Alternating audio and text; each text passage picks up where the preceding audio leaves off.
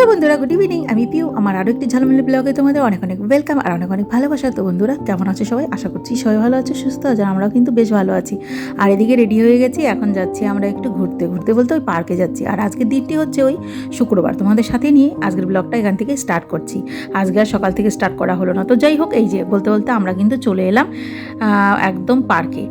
আর বর্ষাকালের থেকে আমার মনে হয় শীতের দিনটা একটু বেশি ভালো লাগে, কারণ তখন অনেক রকমের ফুল থাকে, তো দেখতে ভীষণ ভালো লাগে।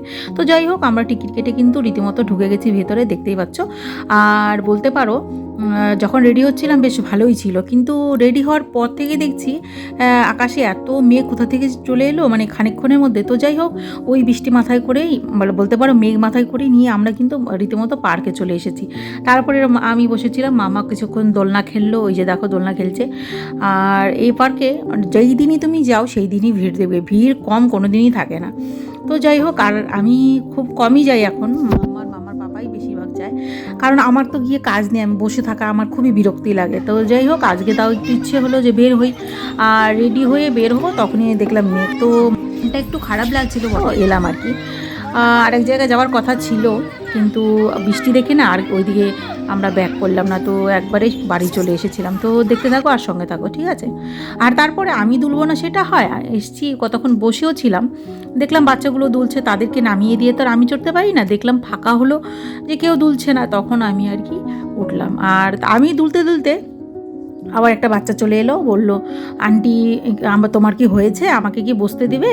আমি বললাম হ্যাঁ অবশ্যই, কেন দিব না, দাঁড়াও একটু, আমি দিয়ে দিচ্ছি। তারপরে ওই আর কি একটু সঙ্গে সঙ্গে ভিডিও শ্যুট করে নিলাম। আর বন্ধুরা চলো আকাশের অবস্থাটা একটু দেখাই তোমাদের। মানে প্রচণ্ড রকমের ঘন কালো মেঘ, দেখো এই মেঘটা দেখে না কী যে ভয় হচ্ছিল, মানে তোমাদের বলে বোঝাতে পারবো না, এতটা ভয় লাগছিল। আর এই যে দেখো লোকজনে কত ভর্তি। তো যাই হোক, মাম্মা এই যে খেলছে। আর এটাতে না মাম্মা যখন ছোট ছিল ভীষণ রকমের ভয় পেত, মানে খেলতে মানে উঠতোই না, আর নামা তো দূরের কথা। তো এইদিকে টুকিটাকি ছোটো ছোটো করে ভিডিওগুলো নিয়ে নিচ্ছিলাম। আর এই যে দেখো আমার বাবায়ের দেখো পাওয়ার, দেখো দেখেছো, প্রথমে চেষ্টা করলো, পারলো না। তারপরে এই যে তারপরে বলে দিলাম যে পা দিয়ে সুইং করতে হবে, সুইং করলে সামনের দিকে যাওয়া যাবে। তো ওই সুইং করতে করতে দেখো ওই যে পেরে গেছে, পুরোটা পেরে গেছে। মানে পারার পরে, কোনো জিনিস পারার পরে যে খুশিটা মামার, সেই খুশিটা ছিল, মানে পেরেছে বলে না আরেকবার করতে চাচ্ছিল। তো রোজ দিন তো এগুলো করে না, না তো হাতটা তো ব্যথা হয়ে যাবে ওরকম ঝরে থাকলে। তো যাই হোক, আমরা বললাম যে আর করতে হবে না, আবার নেক্সট যখন আসবো তখন তুমি করে নিও। তো যাই হোক, এই বাচ্চাটাও দেখো মামাকে দেখে না আবার এলো এখানটায় আর কি। তারপরে মাম্মা মাংকির মতন উঠে গেল একদম পাহাড়ের ওপরে। আর এদিকে কিন্তু সন্ধে নেমে আসছিল বলে, মেঘটার জন্য বলতে পারো সন্ধেটা মানে সন্ধে সন্ধে হয়ে আসছিল।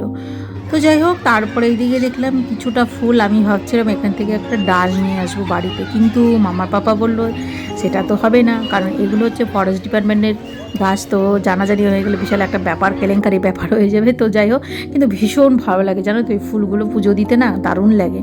আর এইদিকে তারপরে বাবা আর মেয়ে হচ্ছে রেস হচ্ছিল, বা মেয়ে বললো চলো বাবা রেস করি। তো ওই যে রেস হচ্ছিলো। তারপরে এই যে তা আমি আমার হাজব্যান্ডকে বললাম চলো একটু চারিধারে হাঁটি। ও বাবা হাঁটবো কি, দেখছি যে ঝিরিঝিরি বৃষ্টি আরম্ভ হয়ে গেছে। তো যাই হোক, এটা যাবার পথে নেওয়া। এই যে ধবধবে যাচ্ছি আমরা বেরিয়ে, কতগুলো খরগোশ দেখতে বেশ ভালো লাগে। আকাশের ওয়েদার খুবই খারাপ, তাই জন্য চলে যাচ্ছি এখন বাড়িতে।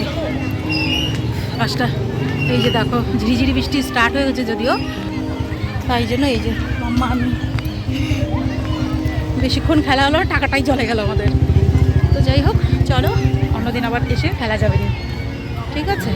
চলো যাচ্ছে বাইরে, যাক না বাবা, কি আছে, বাবা যেতে থাক, আমি ওদের পেছন পেছন যাই।